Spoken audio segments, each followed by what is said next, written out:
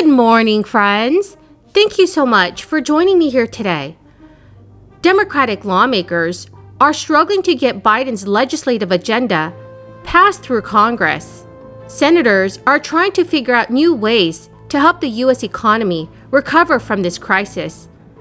Welcome back to my channel, friends. This is today's fourth stimulus check update and daily news report. I post several times a day to bring you up to date on the latest stimulus news and information. Please make sure that you are subscribed to my channel and watch until the end of this video to learn how to enter this coming Friday's Walmart gift card giveaways. Democrats are facing a daunting stretch as the party struggles to get beyond internal battles to win approval of President Biden's agenda and deal with other crises that have effectively been punted to the Christmas season. Democrats are entering the home stretch of the year with four big priorities: funding the government, raising the debt ceiling, and passing both the bipartisan infrastructure bill and the sweeping social spending measure. It is a stretch that could make or break President Biden's agenda and will surely set up the battle for next year's midterm elections. Senator Dick Durbin, the number 2 Senate Democrat, said about the current dynamic within the caucus: "There is a lot of stress being felt, or a lot of things at stake in terms of causes that many of us fought for a lifetime." So friends, what are your thoughts on President Biden's agenda and Democratic priorities? Please leave your thoughts in the comment section below. The great tension between Democrats, including moderates versus progressives, the Senate versus the House, and the moderate versus leadership, are increasingly boiling over. That includes a days-long shadowboxing match between Senate Budget Committee Chairman Bernie Sanders and centrist Senator Joe Manchin over Biden's social spending measure. Parliamentary Assembly, to all of you for this wonderful award, which I will display with great pride in the Speaker's office in the Capitol as a constant reminder and inspiration of the work that you do and the importance of parliaments in the work of security, economy, governance, the issues that brought us here today. I'm honored to receive it from you, Mr. Chairman, Mr. President. Mr. President, has a nice ring to it, because of your great leadership on foreign policy and security for so many years in the Congress, of course recognized by your colleagues here, but also in the House of Representatives. I want you to know how respected his voice is in the Congress, and again, we take great pride in his presidency of this organization. Thank you, Jerry Conway.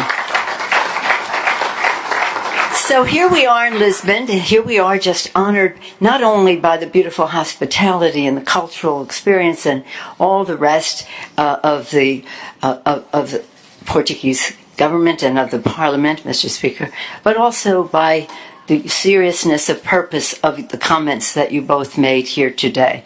Mr. Speaker, it was an honor to hear the array of concerns that you, challenges that you placed there, Mr. Prime Minister, the values, the framework in which you put it, and then to hear Jerry talk about a new way to look at all of this.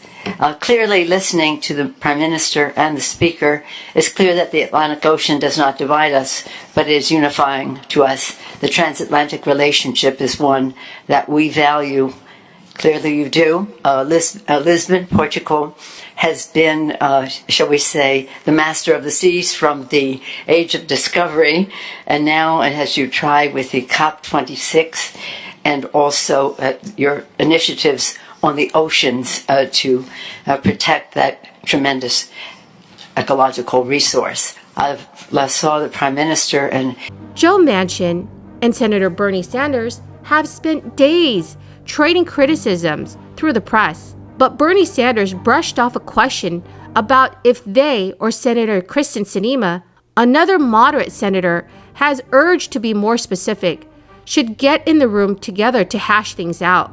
Sanders and progressives disagree with Joe Manchin, Kristen Sinema, and House centrists over the measure's policy details and size. Bernie Sanders is refusing to acknowledge a price tag below $3.5 trillion, while Congressional Progressive Caucus Chairwoman Pramila Jayapal is pushing for a bill around $3 trillion. That is significantly higher than Joe Manchin's top line of $1.5 trillion, or the roughly $2 trillion range floated by the White House. Democrats had hoped to fund everything from combating climate change to housing, childcare, education assistance, and a healthcare expansion. But as the top line slips, they will need to think about investing heavily in a smaller number of programs, or keeping their expansive wish lists but taking more incremental approaches across the board. While Democratic leadership is aiming to have the bill to President Biden by the end of this month, senators acknowledge they are not married to a timeline, but they also cannot risk dragging too far into fall. If they cannot pass a bipartisan infrastructure bill by the end of October, they will need to pass another short-term highways extension, and the scheduling of the other must-pass bills, including an annual defense policy bill, have also been in limbo as Democrats try to figure out when they'll bring their two-part spending package to the floor. They also risk running directly into round 2 of their fight over the debt ceiling and funding for the government. The U.S. Treasury estimates that the $480 billion debt hike, which is expected to pass the House and Treasury, will extend the nation's borrowing limit until roughly the same time. Friends, the key word for this video is cloud. If you would like to enter this coming Friday's Walmart gift card giveaways, please make sure that you are subscribed to my channel, like this video, and please comment below the keyword. Thank you so much, friends. Senate Minority Leader Mitch McConnell, who has faced criticism from his own members for proposing the short-term debt hike, vowed in a phone call and letter to President Biden that Republicans will not help raise the debt ceiling in December. He also railed against Chuck Schumer's speech, saying that Democrat senators' tantrum had poisoned the well with GOP senators. If Republicans do not blink, congressional Democrats will have limited options, and it could lead to pressure on Joe Manchin and Kyrsten Sinema to create a carve-out from the legislative filibuster. But asked about the looming end-of-the-year showdown, Joe Manchin said that creating a carve-out from the filibuster is already off the table for him. Manchin stated, "The filibuster is the only thread that we have to keep our democracy alive and well in America. If we did not have the filibuster to where it would keep us keeping back to civility from time to time, then you would see total chaos." Friends, thank you so much for joining me here this Monday morning. I greatly appreciate every single one of you who are watching my videos. And to say thank you, I'm always doing a giveaway every Friday. I have another one scheduled for this Friday, and if you would like to enter, please subscribe to my channel, like this video, and comment below the keyword. Thank you so much and have a very blessed week.